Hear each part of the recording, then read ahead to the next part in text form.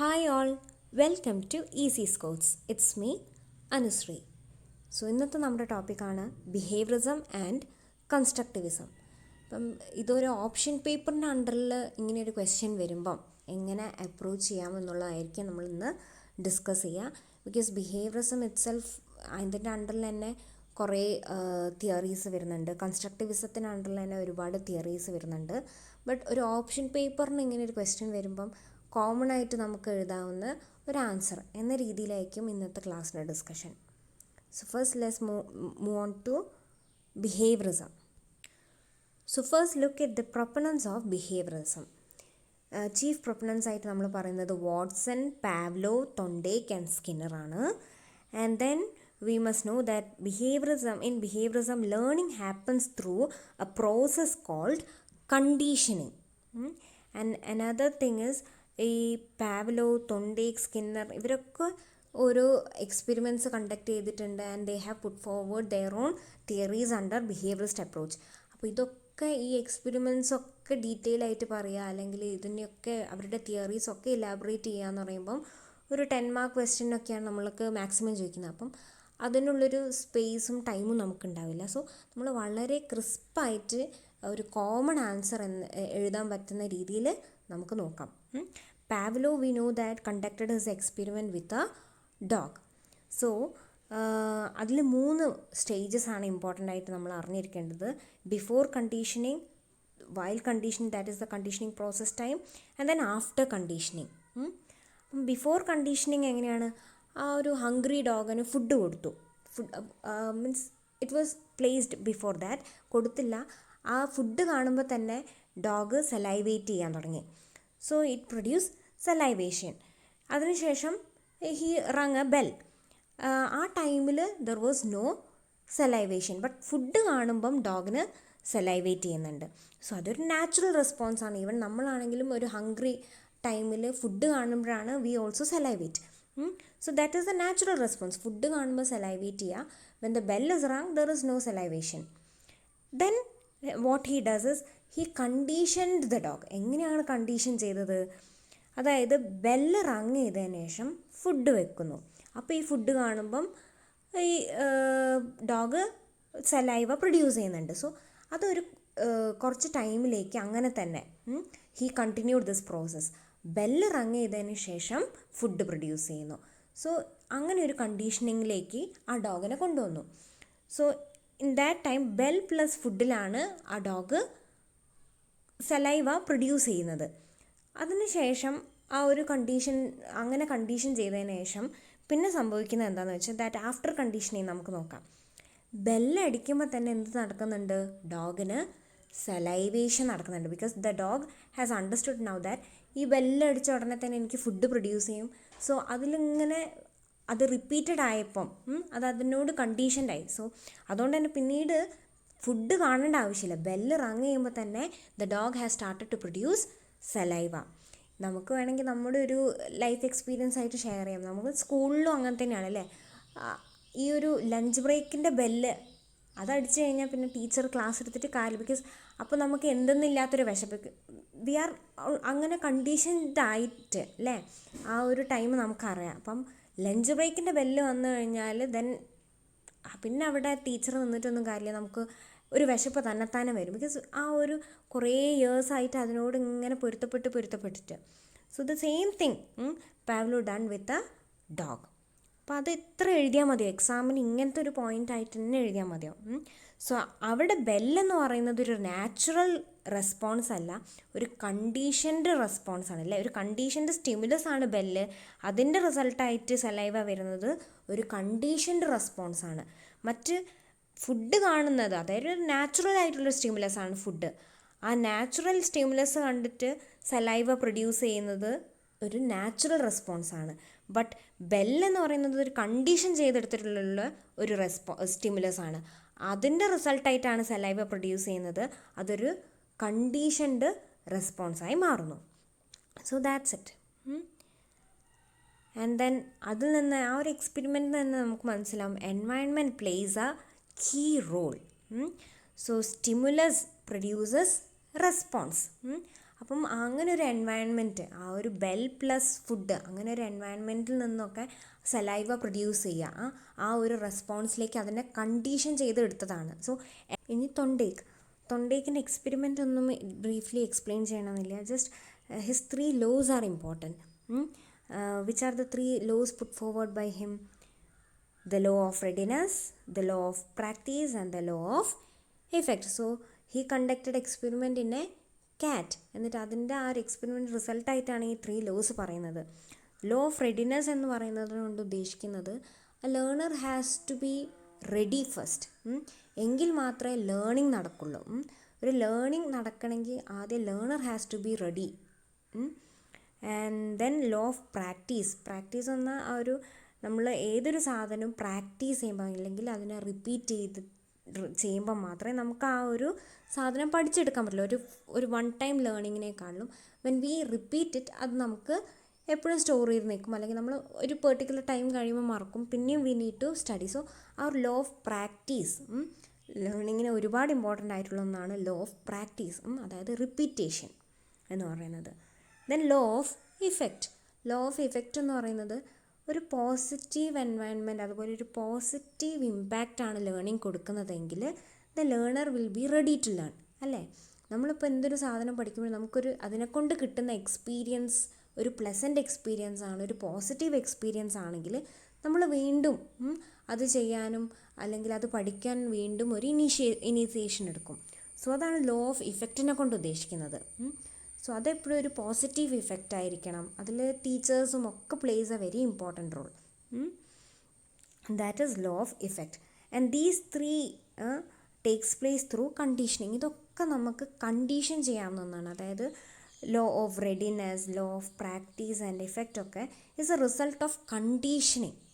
ഒരു റിപ്പീറ്റഡ് ആക്ഷൻ്റെയും ഒക്കെ ഭാഗമായിട്ട് തന്നെയാണ് നമുക്ക് ആ ഒരു ലേണിംഗ് എന്ന് പറയുന്ന ആ ഒരു ഇത് എക്വയർ ചെയ്ത്, അത് ലേണിങ്ങിൽ മാത്രമല്ല ഒരു ഹാബിറ്റ് ഫോർമേഷൻ്റെയും ഭാഗമായിട്ട് നമ്മളിത് പറയുന്നതാണ്. And then conditioning are of 2 type. ഒന്ന് ക്ലാസിക്കൽ കണ്ടീഷനിങ്, ഒന്ന് ഒപ്പാരൻറ്റ് കണ്ടീഷനിങ്. ക്ലാസിക്കൽ കണ്ടീഷനിങ്ങിൻ്റെ എക്സാമ്പിളാണ് പാവ്ലോവിൻ്റെത്. ആൻഡ് ഒപ്പാരൻറ്റ് കണ്ടീഷനിങ്ങിൻ്റെ എക്സാമ്പിളായിട്ട് നമ്മൾ പറയുന്നത് സ്കിന്നറിനെയാണ്. So this Skinner has conducted his experiment with a dove or pigeon ഒക്കെ പറയാറുണ്ട്. Let's say he conducted his experiment with a dove. അപ്പോൾ എന്താണ് ചെയ്തത്? അതും ഇങ്ങനെ വലിയ എക്സ്പ്ലനേഷനൊന്നും കൊടുക്കേണ്ട, just understand the concept. A dove was put into a cage and അതിന് അവിടെ ഒരു പോയിൻ്റ് ഉണ്ടായിരുന്നു ആ കേജിൽ. ആ പോയിൻറ്റിൽ അത് പ്രിക്ക് ചെയ്യുമ്പം അതിനെന്ത് വരും? ഒരു pellet of food fall into the cage. So അതിന് ഫുഡ് കിട്ടി. ആ ഒരു പെർട്ടിക്കുലർ പോയിന്റിൽ പ്രിക്ക് ചെയ്യുമ്പം it got a pellet of food. അപ്പം അതിന് മനസ്സിലായി അവിടെ പ്രിക്ക് ചെയ്യുമ്പം എനിക്ക് ഫുഡ് കിട്ടുന്നുണ്ടെന്ന്. So whenever this dove want the food, he started to prick on that particular point. അപ്പം അതിങ്ങനെ ആദ്യം പ്രിക്ക് ചെയ്യുമ്പം അവിടെ ഇവിടെയൊക്കെ ആവാറുണ്ട്. പിന്നെ അതൊരു ആക്ഷൻ റിപ്പീറ്റ് ചെയ്യുമ്പോൾ, നമ്മൾ ഏതൊരു സാധനവും റിപ്പീറ്റ് ചെയ്യുമ്പോൾ നമ്മളതിൽ മാസ്റ്റർ ചെയ്യുന്നതാണല്ലോ. And then repetition made the dove more effective. അപ്പം ഒറ്റ പ്രിക്ക് തന്നെ അതിന് ഫുഡ് വരാൻ തുടങ്ങി. Later it could correctly prick on the point. ആ ഒരു ഫസ്റ്റ് പ്രിക്കിൽ തന്നെ അതിന് ഫുഡ് കിട്ടാൻ തുടങ്ങി. ആദ്യം അവിടെ ഇവിടെയൊക്കെ ഇങ്ങനെ പ്രിക്ക് ചെയ്യുമ്പോഴാണ് അതിന് ഫുഡ് കിട്ടുന്നത്. പിന്നെ ആ ഒരു പ്രോസസ്സ് ഇങ്ങനെ കുറേ ദിവസം റിപ്പീറ്റ് ചെയ്യുന്നതിനനുസരിച്ച് ഇറ്റ് നോ ദാറ്റ് എവിടെയാണ് ആ കറക്റ്റ് പോയിന്റിൽ തന്നെ അത് പ്രിക്ക് ചെയ്യും and it got the food. So അതാണ് ഡവിൻ്റെ സ്കിന്നർ കണ്ടക്ട് ചെയ്ത എക്സ്പെരിമെൻ്റ് എന്ന് പറയുന്നത്. And then A pellet of food fell into the cage. The repetition made the dove more effective and later it could correctly prick on the point. So it is an example for apparent conditioning. Even ഈ തൊണ്ടേക്കിൻ്റെയും സ്കിന്നറിൻ്റെയൊക്കെ നമുക്കൊരു language എക്വസിഷൻ്റെ ഒരു language എക്വസിഷനായിട്ട് relate ചെയ്തിട്ട് ഇവരുടെ theories പറയാവുന്നതാണ്. അതിന് വളരെയധികം importance കൊടുക്കുന്ന അതിൻ്റെ ഒരു ബേസിസ് ആയിട്ട് നമുക്ക് പറയാവുന്നതാണ് തൊണ്ടേക്ക് and Skinner's experiment.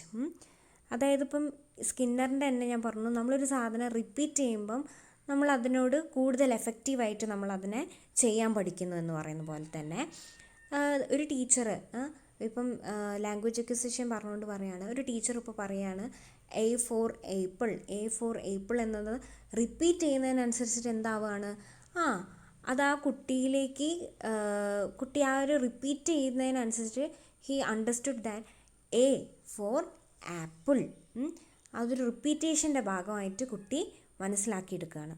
So that is why Skinner and Thorndike and all അവരുടെ experiment is more related to language acquisition theories. So under behaviorism, environment and effect is important. Then environment, stimulus and response. നമ്മൾ നേരത്തെ പാവ്ലോവിൻ്റെ ആ dog എക്സ്പെരിമെൻറ്റിൽ പറഞ്ഞിട്ടുണ്ടല്ലേ, stimulus and response. How the environment created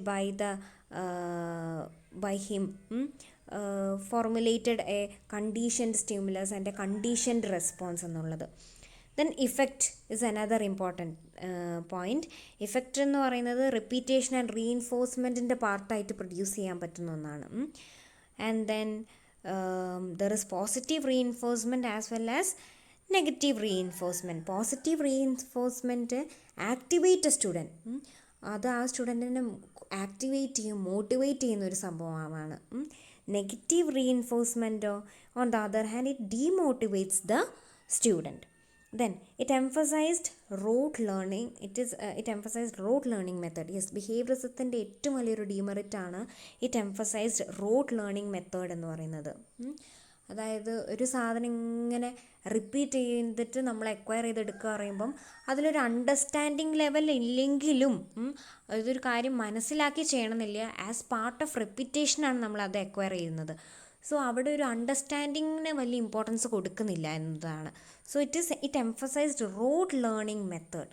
ഇങ്ങനെ ഒരു conditioned learning എന്ന് പറയുന്നത് അധികം ഒരു റോട്ട് ലേണിംഗ് മെത്തേഡിൻ്റെ പാത്താണ്. ആൻഡ് വി നോ ദാറ്റ് നമ്മളൊക്കെ പഠിച്ച ടൈമിൽ മോസ്റ്റ്ലി ഇറ്റ് വാസ് ഒരു ബിഹേവിയറിസം അപ്രോച്ച് ആയിരുന്നു ഉണ്ടായിരുന്നത് ലേണിങ്ങിൽ. ബട്ട് നൗ ഒരു ഷിഫ്റ്റ് ഉണ്ട് towards the constructivism. So let's see what is constructivism. Constructivism, അതിൽ നമ്മൾ അറിഞ്ഞിരിക്കേണ്ട കുറച്ച് പോയിൻറ്റ്സ് എന്ന് പറയുന്നത്, it is a psychological theory which explains how people acquire knowledge and learn. അവിടെ people are acquiring their knowledge, and how they are acquiring their knowledge. In both the case people are acquiring knowledge. How they are acquiring knowledge is important. The people are acquiring knowledge by themselves. അതാണ് ഇതിൻ്റെ main important എന്ന് പറയുന്നത്. And then let's see the chief exponents of this theory is Piaget, Bruner, Vygotsky and Chomsky, etc. Then this theory suggests that human constructs knowledge and meaning from their own experience. ഞാൻ പറഞ്ഞില്ലേ, how people acquire knowledge is important here. How people acquire knowledge, they construct or they acquire knowledge by themselves based on their experience and knowledge. അല്ലെങ്കിൽ acquired knowledge അല്ലെങ്കിൽ എക്സ്പീരിയൻസിൻ്റെ base ചെയ്തിട്ട് അവർ തന്നെ the learner is constructing the knowledge here. മറ്റിടത്ത് നമ്മളൊരു stimulus അല്ലെങ്കിൽ ഒരു അവരെ condition ചെയ്തെടുക്കുകയാണ്, അവരെ ഒരു വി ആർ പ്രൊവൈഡിങ് ആൻഡ് നമ്മൾ അവരെ ആ ഒരു നമുക്ക് വേണ്ട രീതിയിൽ കണ്ടീഷൻ ചെയ്തെടുക്കുകയാണ് ബിഹേവിയറിസത്തിൽ. ഹിയർ അങ്ങനെ ഒരു പ്രോസസ്സല്ല നടക്കുന്നത്. ഒരു ഇൻഡിവിജ്വലിൻ്റെയൊക്കെ ഓൺ എക്സ്പീരിയൻസിൻ്റെ ബേസിസിൽ that individual is producing the knowledge. അവർ പുതുതായിട്ട് കണ്ടെത്തുകയാണ്, അവരുടേതായിട്ടുള്ളൊരു something new is produced here. And then a learner has to construct knowledge using his intellect as well as from the knowledge he acquired from his previous experience അല്ലെങ്കിൽ previously acquired ആയിട്ടുള്ള നോളേജിൻ്റെ ബേസിസിൽ new knowledge learner produce ചെയ്യുകയാണ് ഇവിടെ. അതായത് ആ constructivist അപ്രോച്ചിൽ തന്നെ നമുക്ക് മനസ്സിലാവും ടീച്ചർ പറഞ്ഞു തരികയല്ല അവിടെ. മറ്റേത് ടീച്ചർ പറഞ്ഞിരുന്നു, നമ്മൾ അതേപടി പഠിച്ചെടുക്കുന്നു, അതിങ്ങനെ കുറേ തവണ ബൈ ഹാർട്ട് ചെയ്തിട്ടും പ്രാക്ടീസും ഒക്കെ ചെയ്തിട്ട് നമ്മൾ പഠിച്ച് പ്രൊഡ്യൂസ് ചെയ്യുകയാണ്. ഇവിടെ നടക്കുന്നത് ടീച്ചർ ജസ്റ്റ് ഹിൻറ്റുകളൊക്കെ തരും, നമ്മളാണ് പ്രൊഡ്യൂസ് ചെയ്യേണ്ടത്. നമ്മൾ സ്വന്തം കൺസ്ട്രക്റ്റ് ചെയ്യുക, നമ്മുടെ ഐഡിയാസും നമ്മുടെ വ്യൂസിനൊക്കെയാണ് ഈ ഒരു കൺസ്ട്രക്റ്റിവിസ്റ്റ് അപ്രോച്ചിൽ ഇമ്പോർട്ടൻസ്. അപ്പം എന്താണ് ആ അപ്രോച്ച്, എന്താണ് ആ മെത്തേഡോളജി എന്ന് പഠിച്ചാൽ തന്നെ നമുക്ക് we can write many points അല്ലേ. A learner has to construct knowledge using his intellect and as well as from the knowledge he acquired from his experience. Then learner is an information constructor here.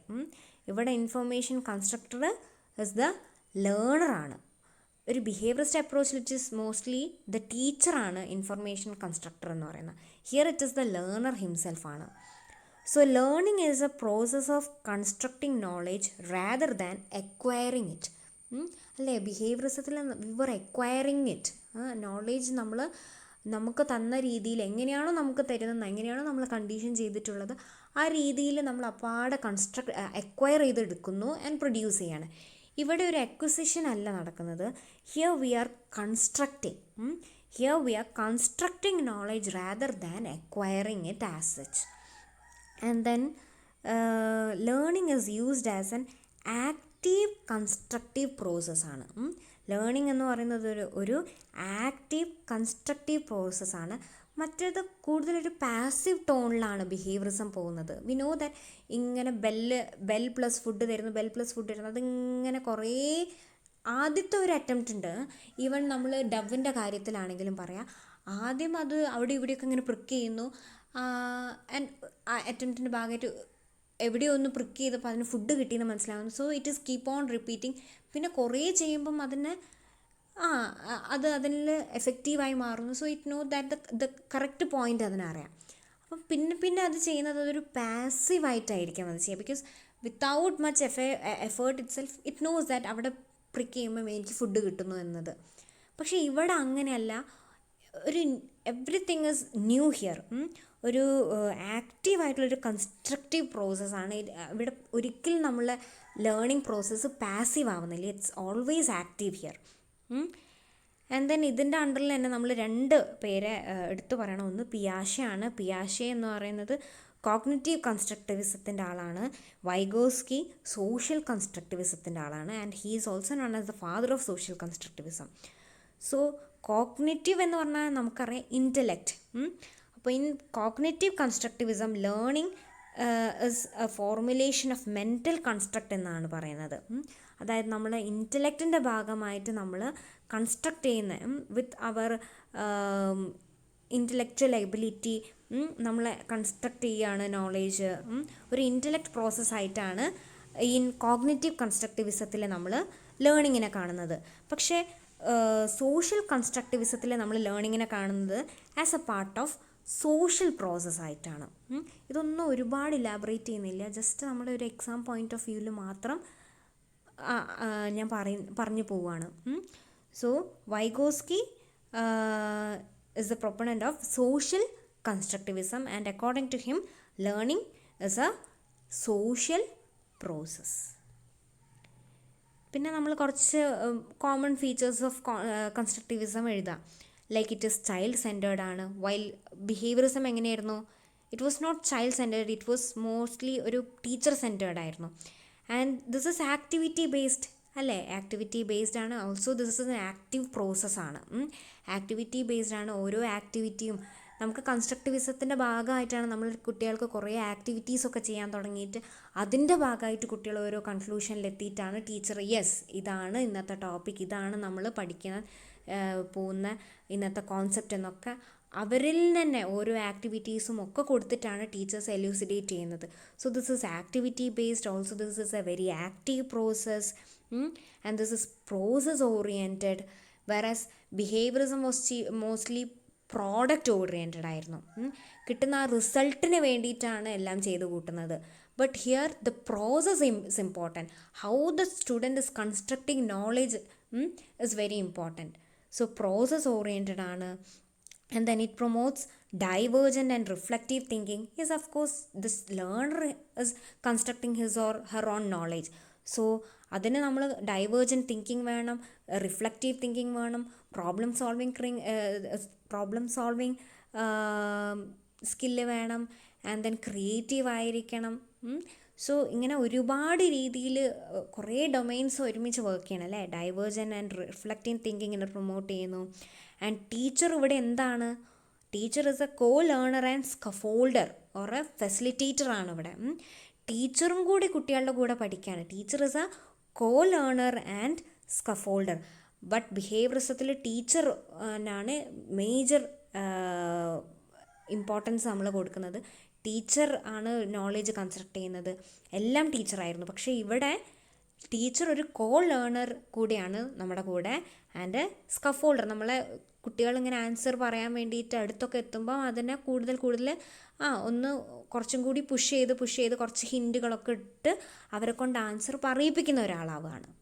So teacher is a co learner and scaffolder rather than അവർക്ക് ഇങ്ങനെ ചുമ്മാ ആൻസേഴ്സും അതും ഇതൊക്കെ പറഞ്ഞു കൊടുക്കുന്നതിലും ഉപരി.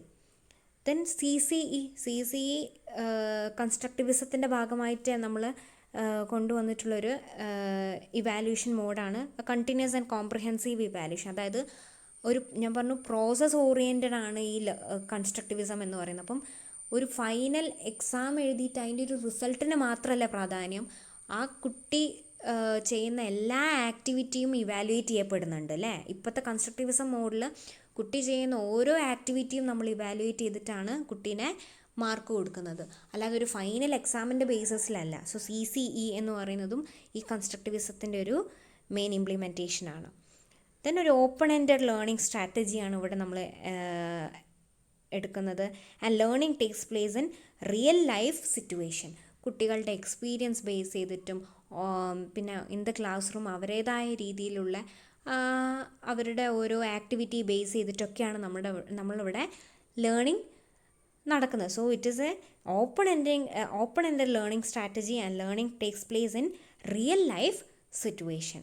So just ഈ points, ഇപ്പോൾ ഇതിൽ കൊടുത്ത പോയിൻറ്റ്സൊക്കെ നമ്മൾ എഴുതിയാൽ തന്നെ നമുക്ക് നല്ല മാർക്സ് കിട്ടും.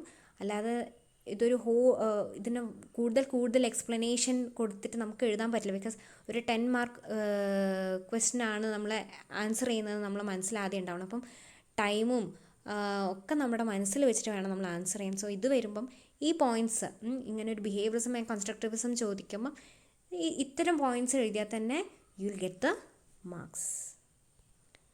So thank you and all the best.